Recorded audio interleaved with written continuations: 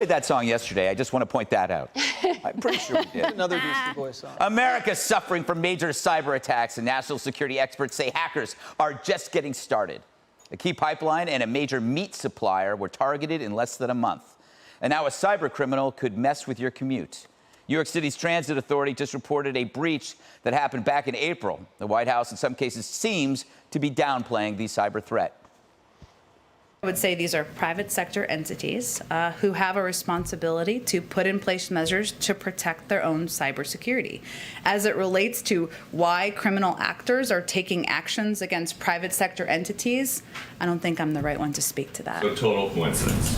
I think you could certainly go track down those cyber criminals in Russia and have a good chat with them. She's so sarcastic about some very serious issues. Yeah, that reminds me of you, Jessica. So I have a theory. The reason why the Biden administration is downplaying these assaults is because they're busy upplaying, a word that I just invented right now. You're welcome, America. They're upplaying other issues. For example, the climate crisis should take up 50% of your attention, and then the remaining 50% goes to evil white armies of Caucasian supremacy. So you cannot worry about this cyber stuff because your brain is filled with evil white men and windmills. That's my theory. I'm sticking to it, Jessica. You had 10 seconds to respond. Do you remember on Red Eye that game where you could just push the button and a liberal only got to talk for 7 seconds? That's basically I invented what's that. happening here. I need that button. Can I borrow that? No, you can't borrow that. So I disagree. Yes. And I'm sticking to my story.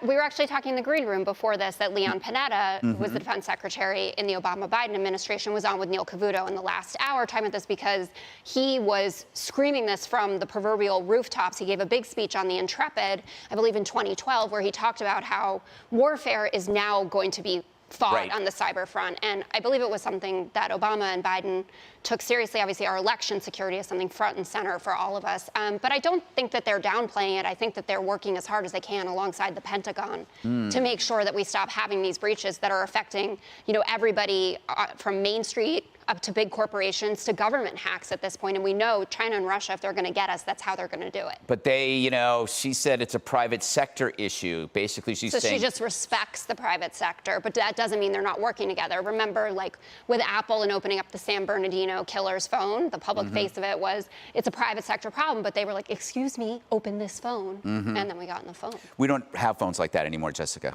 Liberals do. Okay, there you go. So evil Shannon Bream, they're targeting our commute. I mean, that's pretty serious because no one wants to get stuck on a subway when it shuts down. Imagine what that's like. Like, imagine if you're stuck in a New York City subway train. You're dead. You're dead, yeah, you're dead. You don't want that during summertime, which is the last time I got stuck in there. It's approximately 4,000 degrees Celsius, and it smells like dead rats and body stuff. It's not good. I found down a rabbit hole reading about this stuff. I was reading about a guy who was one of a handful of people who is a ransomware negotiator, and he talked about this is a much bigger problem than you realize. He says it happens to small and mid-sized companies all the time. He's called in to talk with them. And, you know, the FBI, the government, tells these private companies you can't negotiate because it's only going to encourage the behavior. He's like, what do you tell a hospital or a school? Like, you can't give chemo treatments today because you can't negotiate with these guys. And he said it's actually been franchised. So there are people that have a script now who are franchised out by these big crime syndicates who say, this is what you say in the first offer. This is how much money I want. This is how I mean, it is absolutely insane how much it's happening. We only hear about this stuff like the gas pipelines and the beef. Don't mess with the chicken because if the Chick-fil-A gets involved, then we're going to have a problem. But you know what you're talking about? The only way Americans are going to care about this a lot, Jesse, is if their private information is blackmailed. If somebody gets all of your emails or all of those photos up on the cloud, Jesse, that you thought no one could see. And imagine if it's one-to-one and one of these free agents goes to you and says, like, 10 grand or 30 grand or we drop this stuff. That's not just a plausibility. That's going to happen. If this is happening, that's going to happen, right? Yeah, I mean, Hunter's stuff's already out there, and they said that was fake news. Yeah. Good thing Biden's working so hard, Jessica. Actually, he's not. He took the day off.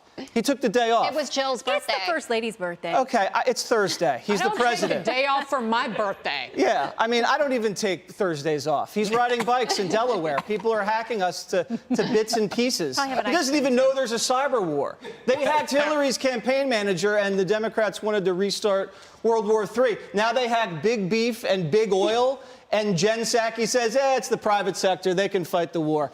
Private sector's here in America. It's on the homeland.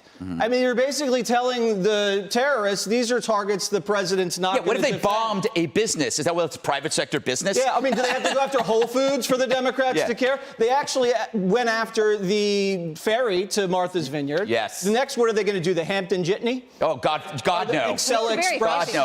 Democrats aren't have anywhere to go after that. So, but I said this yesterday, they have to bring back the Bush Doctrine, which says right now they're not operating without the tacit approval of the Kremlin and Russia. So you hold Putin accountable. That's how you do it. Biden's going to go over to Switzerland and sit down with Vladimir at the summit, and he's going to say, knock it off. They're going to release a readout that says, Biden says, Putin, knock it off. And then CNN's going to say, Biden's so tough on Russia. No. Biden has to do something to Russia to make Russia feel pain so they don't do it again. Until he does that, they're going to keep hacking.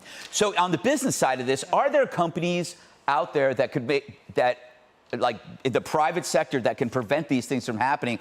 Where do they exist that have backups for these companies in case they're compromised or? Yes, and you saw how with the MTA here in New York City, how quickly that hack was resolved.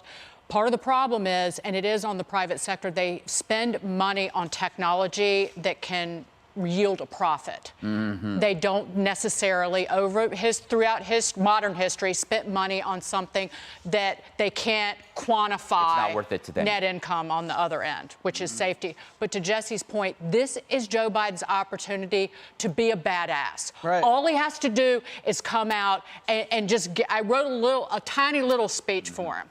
If you attack the United States and any vital infrastructure or services, there is no safe place on this planet for you. We will come for you and we will kill you. If you're a pipeline, air traffic control, doesn't matter. If a nation is behind the cybercrime, we will treat you as if this is an act of war. If it's an individual, we will treat you as a terrorist. There is nowhere to hide on this earth. He could call it the Biden doctrine, but he's busy eating cake and hiding somewhere in the White House. You know, if these hackers were only white supremacists, we would already be on top of this stuff. Ahead. Hey, Sean Hannity here. Hey, click here to subscribe to Fox News YouTube page and catch our hottest interviews and most compelling analysis. You will not get it anywhere else.